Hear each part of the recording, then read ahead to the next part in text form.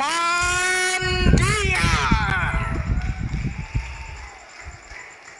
Presenting the defending super bantamweight champion by the WBO Asia Pacific. Ladies and gentlemen, with head coach Michael Domingo.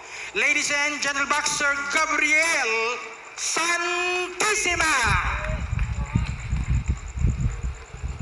And when the bell rings, the man in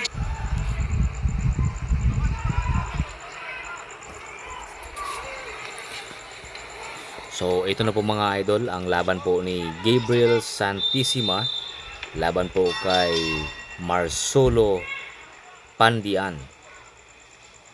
So ito round ng mga idol, panoorin po natin. Yan. Ito medyo maagang sumusugod itong si Pandian, pero relax lang at nag-aabang lang si Gabriel Santissima. Good uppercut by Gabriel Santissima.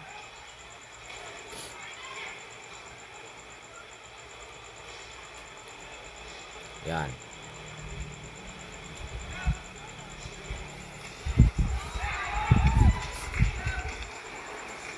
So parehong nagsusukatan pa ang dalawang mga boksingero mga idol dito sa round number 1.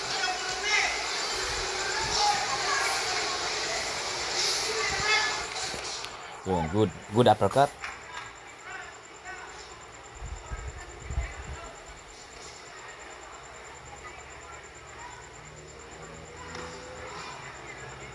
Okay, so nasa opposite stance po ang dalawang mga idol.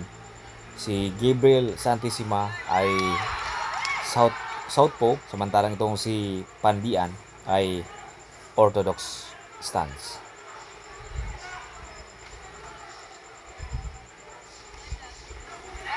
Good body shots. Ito sunod-sunod na ang atake ni Pandian. Medyo gigilty si Pandian dito mga idol. Pero malutong yung mga patama ni Gabriel Santissima.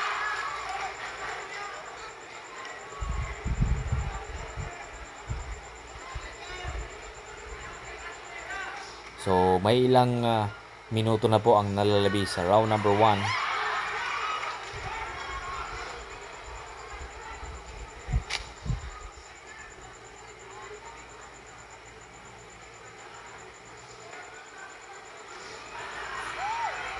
Yan.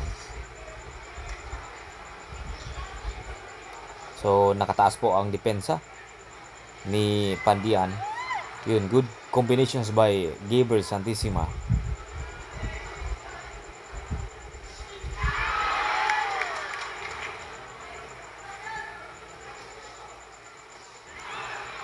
So dito po, no?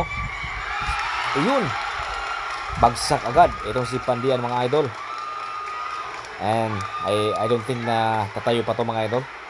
Record po ngayon ni Gabriel Santissima ay 10 wins, 1 loss and 1 draw. 7 of his wins coming by KO. Ayun, so panalo na po si Gabriel Santissima mga idol.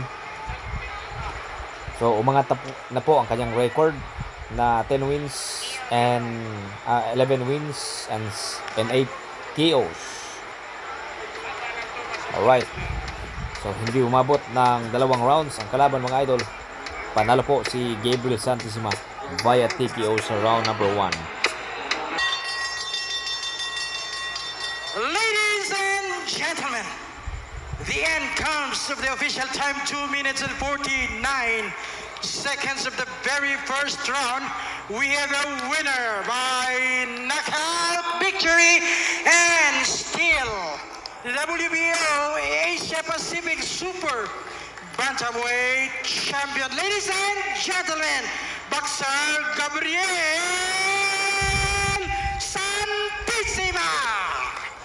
Congratulations for Ayan po, panalo po ang ating kababayan si Gabriel Santissima at kanya pong nadepensahan ang kanyang titulo, ang WBO Asia Pacific Super Bantamweight title. Congratulations po, Gabriel Santissima. Sanman team.